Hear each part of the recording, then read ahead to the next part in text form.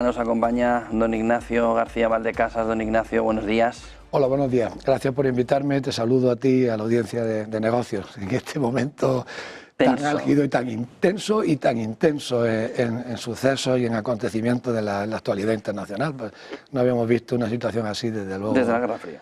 Pues incluso tampoco, porque en la Guerra Fría había muchas certezas y ahora lo que hay son muchas incógnitas y muchas preguntas sin respuesta y muchas dudas de lo que va a ocurrir, ¿no? Vayamos por partes. Sí. Entremos primero en guerra de Ucrania y luego saltamos a Oriente Medio, porque quizá el clima de tensión ahora mismo es prácticamente igual, pero hay declaraciones importantes de Stoltenberg en el último día alrededor de cómo gestionar dos riesgos. Sí, el riesgo de la victoria, ¿no?, de Rusia sobre Ucrania, el riesgo nuclear. Claro, son unas y ha llamado la declaraciones atención. que a mí me dejaron absolutamente sorprendido. Sobre todo yo estaba en Moscú en los años 81 y 85, al año 81-85, en el momento de la crisis de los misiles. No, secretario recién ascendido, estamos hablando del año 81, hace casi 50 años, ¿no?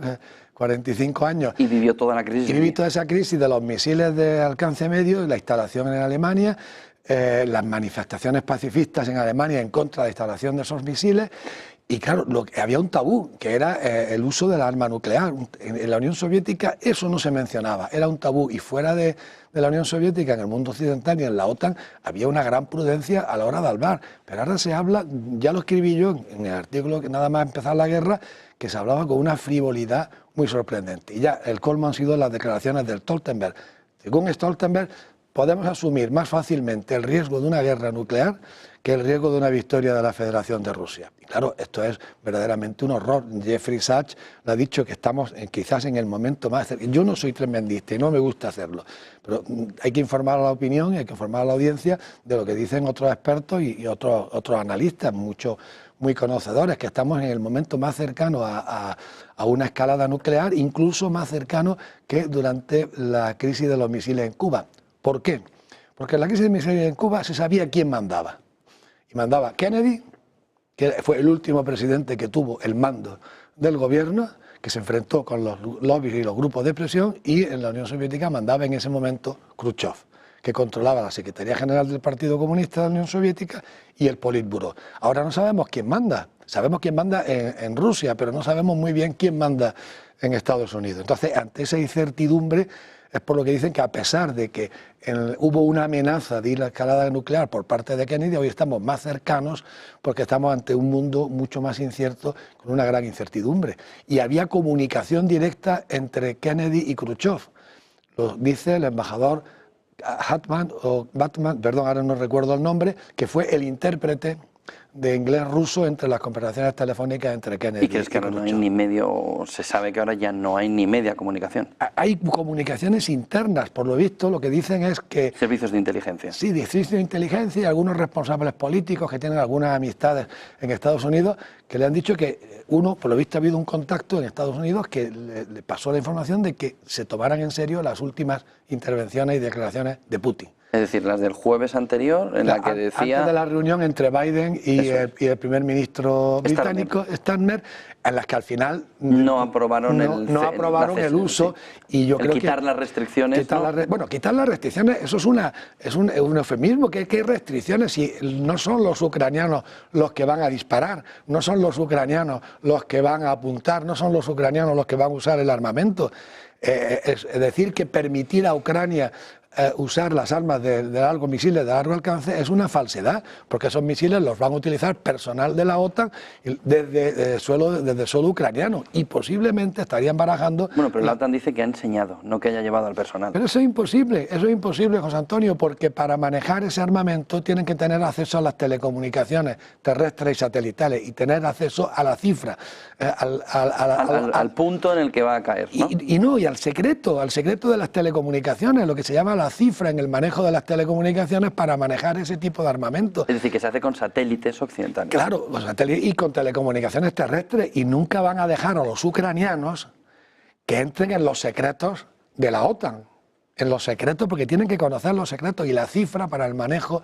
Yo no soy un experto militar, podría invitar a un experto militar que os lo explique. Pero sí que he escuchado a la OTAN decir que no están ellos, sino que están enseñándoles. Lo que sí, eso es sobre falso, el terreno pero eso o sobre... No lo van a hacer nunca. Lo que sí sabemos es que para las armas de alcance medio ha ido personal de Estados Unidos, pero no con uniforme, sino técnicos jubilados. O sea, militar jubilados, los mismos militares que manejaban ese armamento, contratados o bien por subcontratistas como Backwater o las fabricantes de las armas.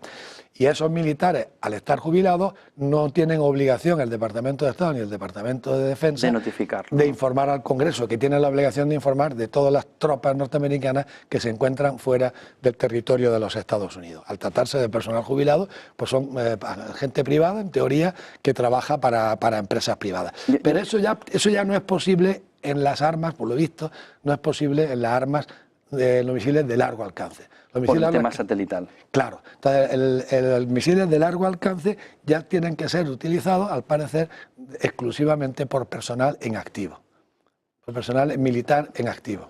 Dos preguntas, pero que van unidas, embajador. Por un lado, ¿crees que la OTAN, crees que Occidente hará como con los tanques y permitirá el uso de esas armas en territorio ruso? Y una pregunta segunda, alineada a la primera, que viene en relación a las palabras de Putin el día antes de la reunión de Biden y Starmer, si Rusia considerará eso finalmente la línea roja.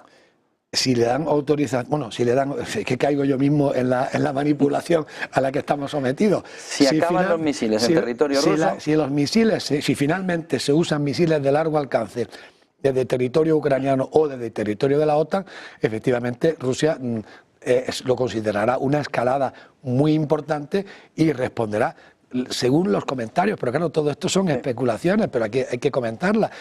Rusia lo que ha dicho... Pero son dos derivadas, don Ignacio. Sí. Es la derivada de que el misil salga de Ucrania o que salga, por ejemplo, de Polonia. Sí, sería mucho más grave que saliera de Polonia, porque si pero Ucrania está pidiéndole eso a Polonia, claro, por ejemplo. Claro, pero eso sería una escalada. Son dos derivadas. Lo que sí, por supuesto, una cosa más grave que la otra, pero en ambos casos habría una respuesta de Putin, que antes de ir a atacar el territorio de la OTAN, lo que se especula es que lo que haría sería acabar con los satélites.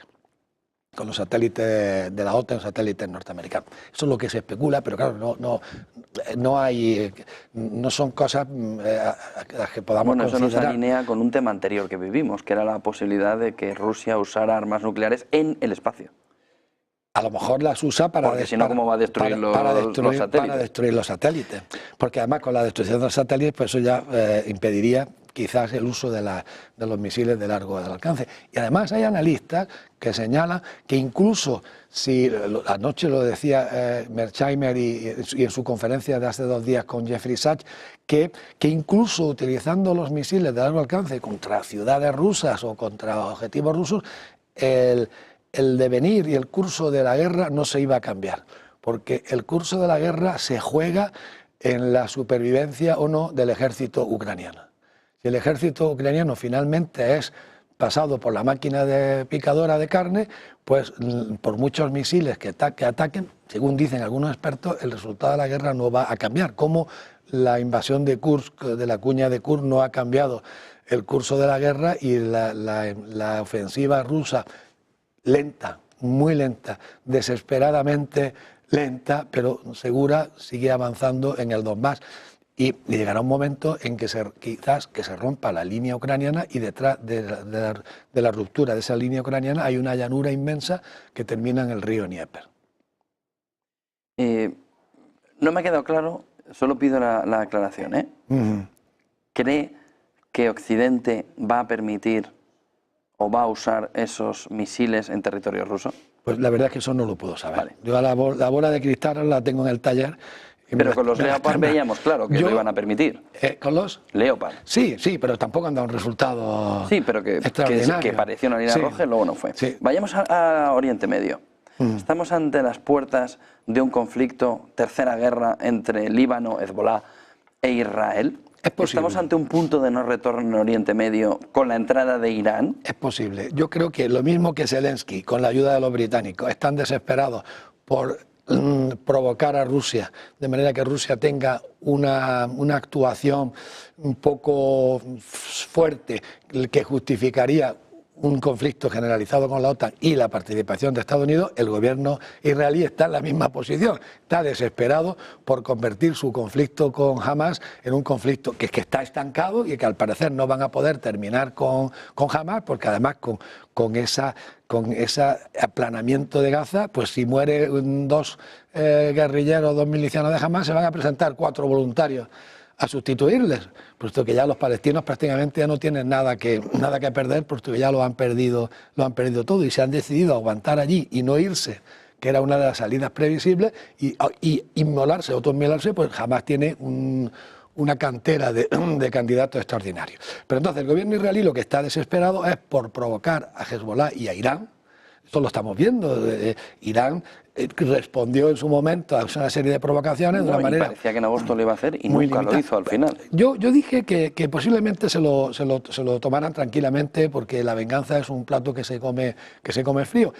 Y no tiene ningún interés. Yo creo que están esperando a ver qué ocurre el 4 de noviembre, porque la provocación de asesinar al negociador de Hamás por parte del gobierno israelí invitado oficial en una residencia oficial del gobierno iraní en el funeral del anterior presidente, era una provocación junto a algún otro asesinato de personal de alta graduación iraní en Líbano, pues eran provocaciones muy importantes. Sin embargo, Irán está aguantando, lo mismo que está aguantando Rusia, incluso Hezbollah, porque parece ser que sí. Y respondiendo ya a tu pregunta concretamente, la explosión de los Busca, que resultó que no era un ataque cibernético, sino que había sido una operación de espionaje. No, de instalar Claro, que venían de fábrica, y posiblemente la empresa húngara que lo fabricó ya no existe, la fábrica no se va a encontrar, y se va a encontrar una habitación de 4x4 en una torre de apartamentos de alquiler vacía, donde han quitado hasta el membrete de la puerta.